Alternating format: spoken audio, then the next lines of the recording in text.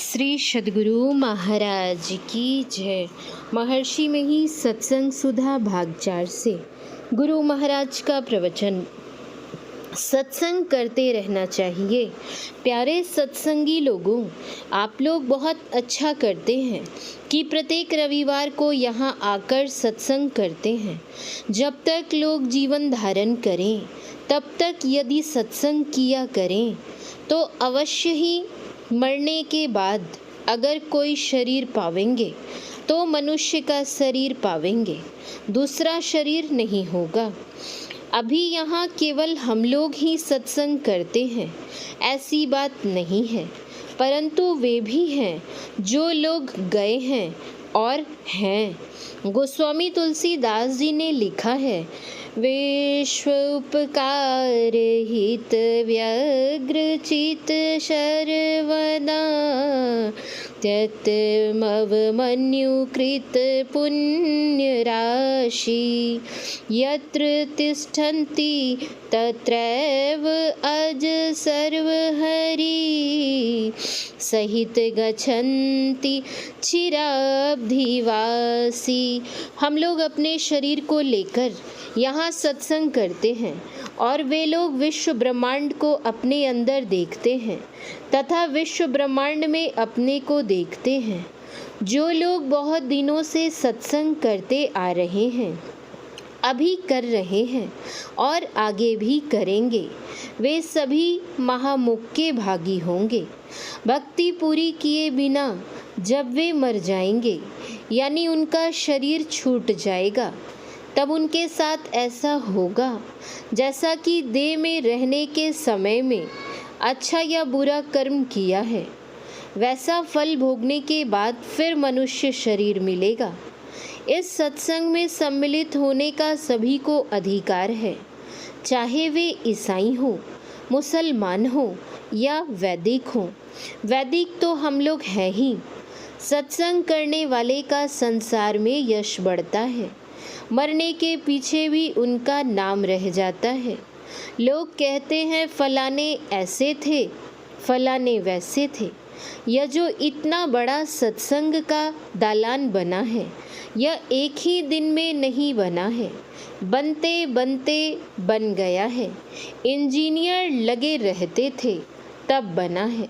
मेरे कहने का मतलब यह है कि आप सत्संग भजन करें और सदाचार का पालन भी करते रहें तो आपका भी इसी तरह से बनते बनते जीवन बन जाएगा और नाम बढ़ेगा, घटेगा नहीं। सत्संग बराबर करते करते जब आदत पड़ जाएगी तो बिना सत्संग किए रहा नहीं जाएगा और कभी ना कभी आप जीवन मुक्त हो जाएंगे। फिर संसार में नहीं आना पड़ेगा और संसार के दुखों में नहीं पड़ना होगा। एक जन्म में सत्संग का लसंग पड़ जाएगा तो अनेक जन्मों तक संग संग लगा रहेगा और किसी एक जन्म में अवश्य परम मोक्ष मिल जाएगा। यदि कोई यह कहे कि सबको परम मोक्ष हो जाएगा तो फिर संसार कैसे रहेगा? अरे भाई, संसार तो रहेगा ही। जो सत्संग और ध्यान करते हैं और करेंगे उनके लिए यह बात है। संत कबीर साहब की वाणी में है, भक्ति बीज बिन से नहीं, जो जुग जाए अनंत, ऊंच नीच घर जन्म ले, तो संत को संत। भक्ति बीज पलटे नहीं, आए पड़े जो चोल, कंचन जो विष्ठा पड़े, घटे न ताको मूल। मैं भी यह जानकर सत्संग करता हूँ और आप लोगों को भी सत्संग करने की सलाह देता हूँ। सत्संग कभी नहीं छोड़ेंगे तो होते होते एक दिन जरूर परम मोक्ष मिलेगा। संसार रहेगा और ईश्वर को कौन हटाएगा।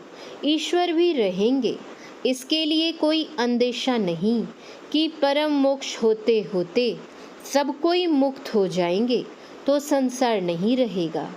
यदि संसार नहीं रहेगा तो आपको अंदेशा किस बात का। पहले सृष्टि नहीं थी तो उन्होंने सृष्टि की, और जब संसार नहीं रहेगा तो क्या वे फिर संसार नहीं बना सकते हैं। ईश्वर सब कुछ कर सकते हैं, सब कुछ बनाते हैं और सब कुछ को बिगाड़ भी सकते हैं। उनकी जो इच्छा होगी वे करेंगे। आपको चिंता किस बात की। इन बातों को जानकर सत्संग कीजिए। मैं भी करता हूँ। सब लोगों के परम मोक्ष हो जाने के बाद भी संसार रहेगा। संसार का होना, रहना या समाप्त करना ईश्वर की लीला है, खेल है। हम लोगों को सत्संग करते रहना चाहिए जब तक संसार में हम लोग रहें, और बहुत से लोग भी रहें तो उनमें सत्संग का प्रचार होता रहे। यह बहुत अच्छी बात है। बस आज इतना ही कहा। श्री सद्गुरु महाराज की जय। यह प्रवचन महर्षि में ही आश्रम कुप्पा घाट भागलपुर में 24/1/1982 ईस्वी को हुआ था। श्री सद्गुरु महाराज की जय। पुस्तक अपने गुरु की याद में। लेखक गुरु सेवी स्वामी भगीरथ दास जी महाराज। आत्म पुकार का बल। भवानीपुर राजधाम के श्री ओम प्रकाश शर्मा जी की धर्मपत्नी सख्त बीमार थीं। ज्यों-ज्यों इलाज होता जाता था त्यों-त्यों बीमारी और बढ़ती ही जाती थी। एक दिन मरणासन अवस्था में पहुंच गईं। संयोग भी ऐसा हुआ कि उस समय उनके समीप में परिवार का कोई भी सदस्य नहीं था। वह बेचारी अकेली बिछावन पर लेटी थी, अधिक व्याकुलता की अवस्था में कि अब प्राण निकल जाएगा। मन ही मन गुरु महाराज जी से प्रार्थना करने लगी, हे गुरु महाराज बचाइए, हे गुरु महाराज बचाइए।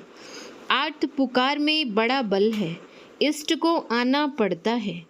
उस माई की जब आर्त पुकार होने लगी तो इतने में होता क्या है कि सिरहाने के पास पूज्य गुरुदेव की टंगी तस्वीर जोर जोर से हिलने लगी, जैसे आंधी चलने से कोई वस्तु हिलने लगती है। फोटो के हिलने से खरखर की आवाज़ होने लगी। उस खरखर की आवाज़ को सुनकर उस माई की दृष्टि अनायास ऊपर हो गई और देखती है कि तस्वीर में से गुरु महाराज जी सशरीर निकल आए और सामने खड़े होकर बोले, बेटी घबराओ मत, अब तुम अच्छी हो जाओगी। उस माई ने बिछावन पर से ही केवल गला झुकाकर प्रणाम किया। फिर इनके मन में हुआ कि परिवार के लोग आकर प्रणाम कर लें।